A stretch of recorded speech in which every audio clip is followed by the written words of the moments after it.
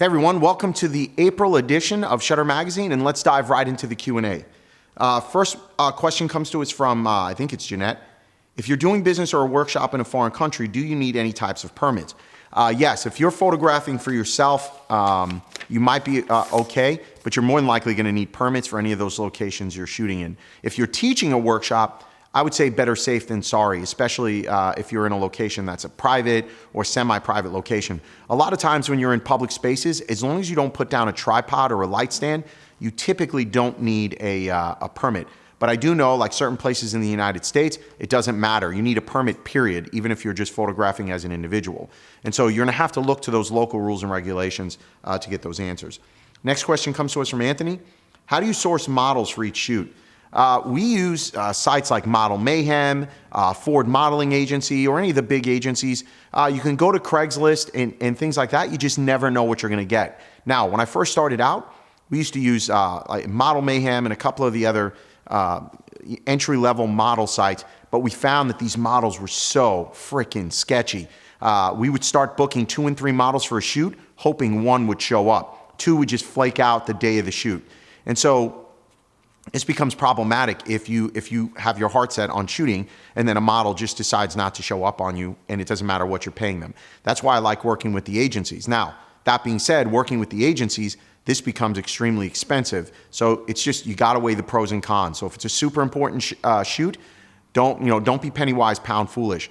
Just spend the money, get the right model, and these are much better caliber of models. They're much better looking, and just they're overall better models, right? Being a model isn't just about being pretty. Being a model is understanding how to work your body, your expression, and they'll make your life so much easier. Next question comes to us from Katie. What's the best airline for carry-on with gear? I've heard some take your batteries. Loaded question. In the United States, I love traveling with Southwest. Their overhead bins are huge, and I know that every single plane is going to be able to fit in my overhead bag. I've flown some of the regional carriers or their international airlines like United, but when they're flying within the US, they fly in some of these puddle jumpers, and those planes you can barely get your backpack on the plane, and then you're stuck checking it in underneath. Now, nobody in the United States have I ever had to take my batteries out for checking bags.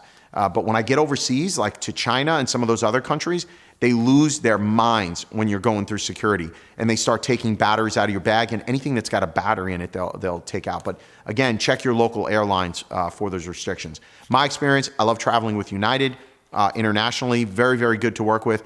And then domestically, I love being on Southwest. Every plane is the same size. As far as checking your gear, oh boy, I would be really, really cautious about checking your gear. We've checked like a pro photo lights in a suitcase with the battery, no problem over the years. Next question again from Katie. How do you sell a location photo shoot the day after a destination wedding? Excuse me. Trying to get them invest in the day after to focus on pretty stuff. Katie, it's a really easy sell. All our packages, we include a bridal session. And so that bridal session would typically be done the day after the wedding on a destination shoot. But if you can convince the bride and groom, you can also sell it as doing it before the wedding, because a lot of times we'll get down to that location, 2 or 3 days ahead of time just to scout out and do things like that. A lot of times the bride and groom will be more than willing on a destination to get done up before the wedding, because the day after the wedding, they've been out drinking and partying all night. Very difficult to get them back in their dress that next morning unless they are super fans and want to do something really, really cool, like get in the water or lay on a beach, things of that nature. Next question comes to us from Jesse. What are some of the ways a photographer to scout locations when traveling? What can you do to ensure access to a location for a destination shoot? I hate to say it, man. A lot of times we use like sites like, what's that site we use? Panoramio. So there's a site out there called Panoramio. Great site so where you can see pictures that other photographers have shot. Sorry, I was talking to Alyssa off camera. That's a potential location scouter.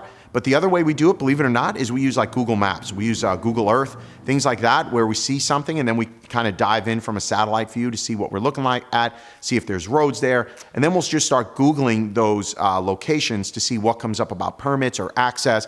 And so it's a multi-step process, and there's no real silver bullet here. But that time spent is huge to ensure your shoot goes off without a hitch. Next question comes to us from Darcy.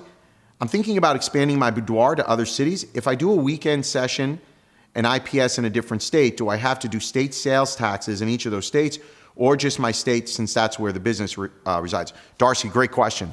And so it doesn't really matter where we're shooting. This is called establishing nexus. And so from an accounting perspective, make sure you talk to your accountant about nexus. If I go to another state, and I'm in a perfect scenario for you, my business is based in Illinois, but I go over to St. Louis, I take those images. The contract is signed here in Illinois, and the IPS is here in Illinois. I do not pay Missouri state sales tax. I pay sales tax here because this is where the sale was conducted. So keep that in mind. Next question is, Josh, if you've never done destination weddings, what would be a good way to market your business if you only have local images? Josh, that's a great question. And from that perspective, you're kind of screwed. You've got to find those clients who are going to take you on that destination, even if it means doing that shoot at half the price. I'll never forget my first 2 destination events. I did it at half price because I wanted to build my portfolio and show those destinations. Then what I started doing was booking a vacation, but making sure that if I wanted to do New York, I wanted to do Chicago, I wanted to do LA, I wanted to do international, that I had photo shoots scheduled in those cities to showcase that we travel. Now, you don't necessarily have to show that you travel to each one of those exact cities, but you do want to have something in your portfolio that showcases, hey, we shoot at various places around the world. Showing a beach, if you want to show a destination, a beach drives that message home. Hey, we do destinations. I don't think anyone's going to get caught up on what beach you're at unless it's a completely exotic location for you. So that's a great way to get started. Next question comes to us from Gina. Can and how would you do a destination shoot with senior reps? And so Gina, what we like to do here with our destination seniors is we do a post and send it out to our clients, letting them know, here's our travel schedule. We're going to be in New York on this date. We're going to be in Chicago on this date. It's $300 a session, first come, first serve. And so you create this kind of limited edition photo shoot, $300 for the session, and now it's just a very unique location for your seniors and one they're definitely going to talk about. Last question comes to us from Leslie. How do you go about putting yourself out there to do nature, landscape, and travel photography? I really want to change careers and do what I love, photography. I really love doing portraits and fashion, but nature, landscapes, and travel are what I am most drawn to and would love to do that for a living. I just don't know where to start. I really need to pick a specialty, and it's very difficult. Leslie, I'm here to tell you, you're going to be broke if you want to be a landscape photographer. There are very, very few people in the world who are making any money whatsoever doing it. I mean, you're talking about like less than 0.1% of the photographers that are out there. Now, I hear what you're saying because I love travel and architecture photography. It's actually how I got started. And if you look at my portfolio, you'll notice the heavy influence of both landscape and architecture, but yet I'm making money.